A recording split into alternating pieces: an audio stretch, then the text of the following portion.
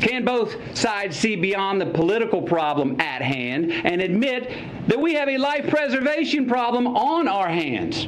Ladies and gentlemen, Matthew McConaughey is an actor.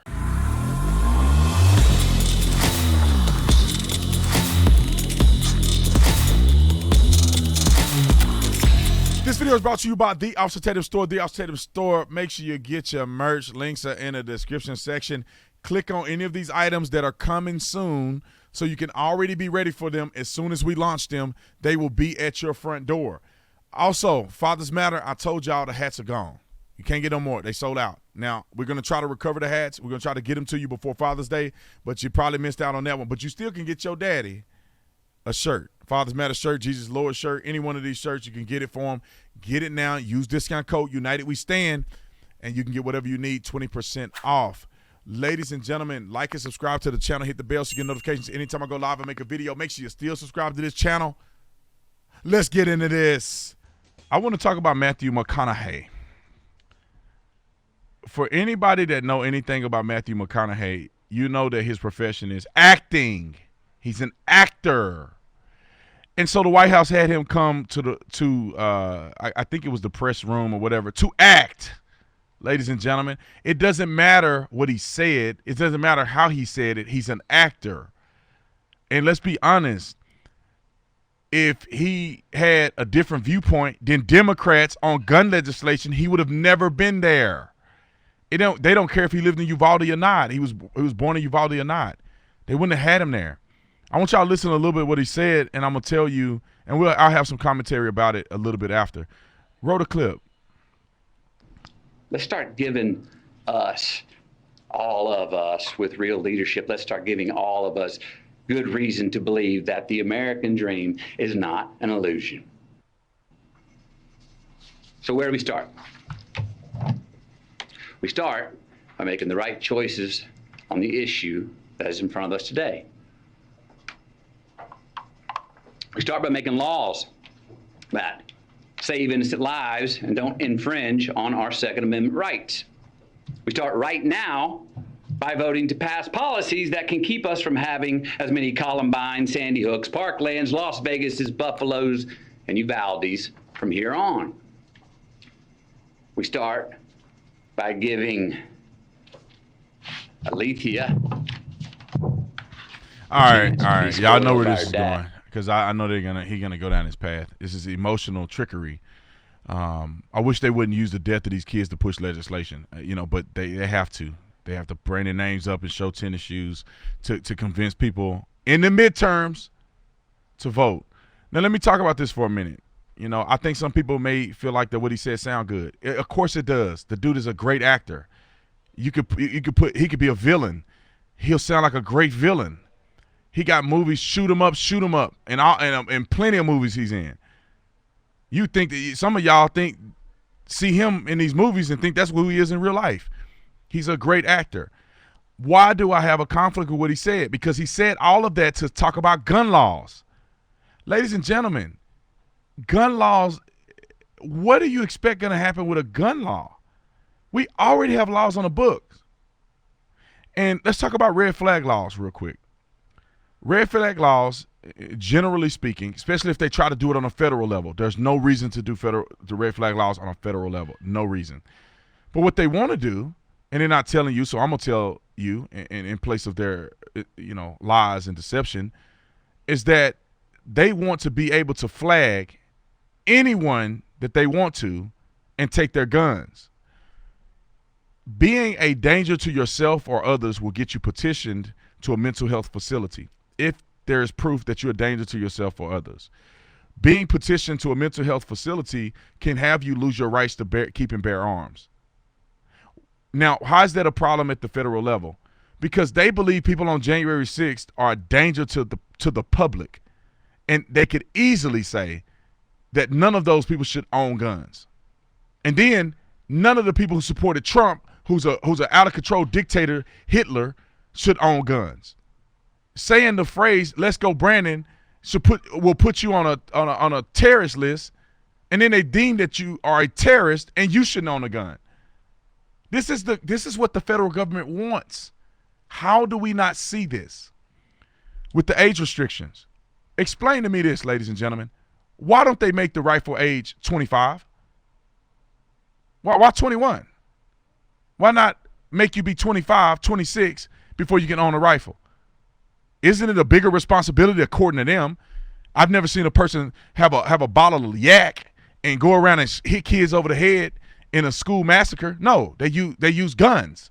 So isn't it more crucial or more important for you to be developed in the mind before you own an AR-15 according to their logic?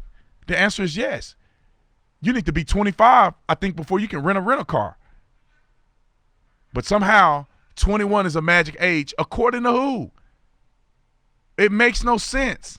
Moving it from 18 to 25, 21 ain't going to do nothing but add an extra charge onto a mass murderer.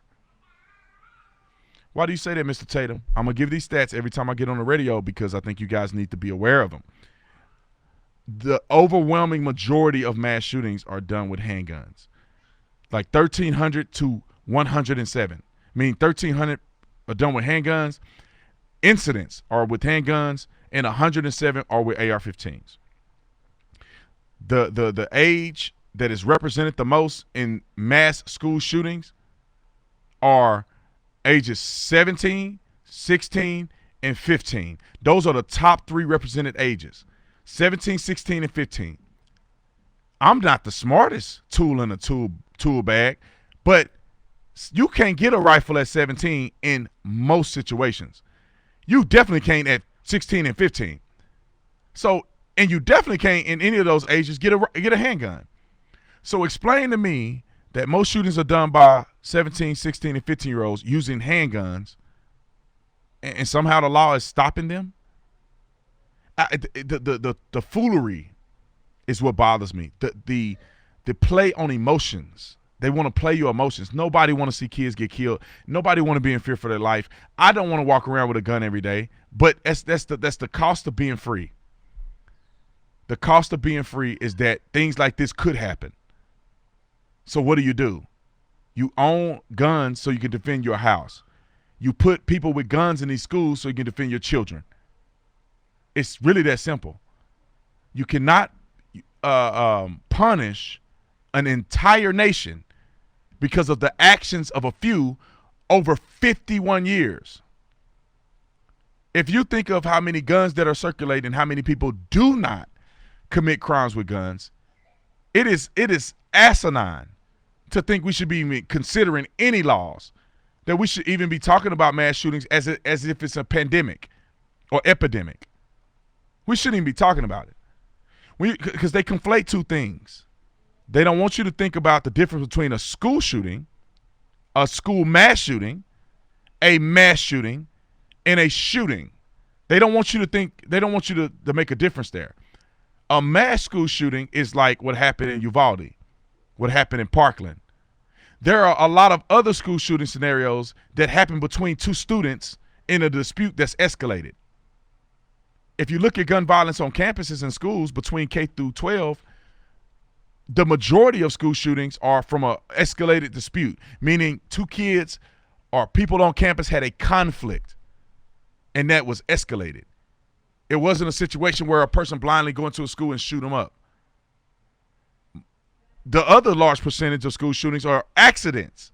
Kids taking guns to school and accidentally shooting themselves, each other. And then the next one in line is suicides.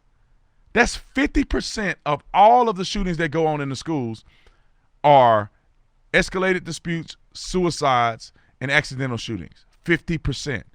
Mass shootings of a person shooting indiscriminately is, if you look at the chart, you can barely even see a percentage.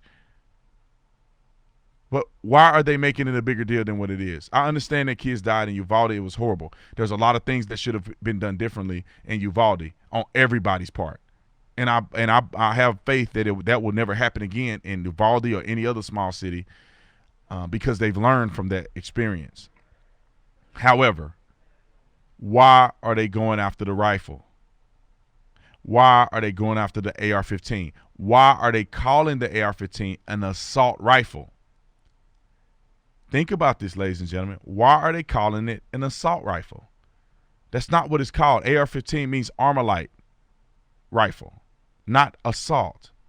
They use words, they use visualization, they use emotionalism to eventually erode your God-given rights. So then they can have a totalitarian government regime. And next time your butt want to argue with them about masks, they're going to put you in a camp. Next time you get on January 6th and say you support a candidate in which they don't want you to support, they're going to put you in a chamber. Ladies and gentlemen, you listen to the Tatum Show. Hold the phone, catch me after the break.